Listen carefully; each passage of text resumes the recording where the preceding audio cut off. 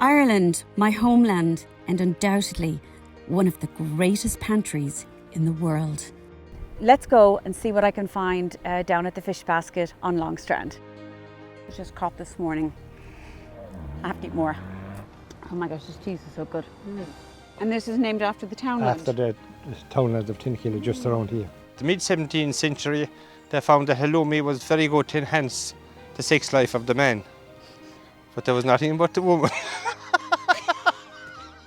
Join me on this epic Irish culinary adventure. I'll be foraging for seaweed. Okay, scurvy grass. Just another few things to put on our plate.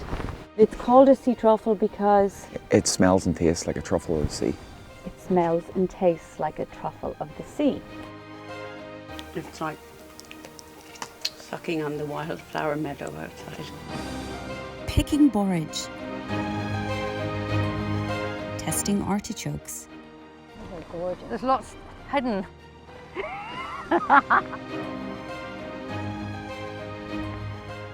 See? Perfectly clean. I actually dry it on the Aga and I have it all winter long. Elderflower cordial. Here. On that. They're not ripe yet. There's a drink worth waiting for. We're going to make this pavlova with the most amazing egg whites. Totally fresh, still warm in the hands.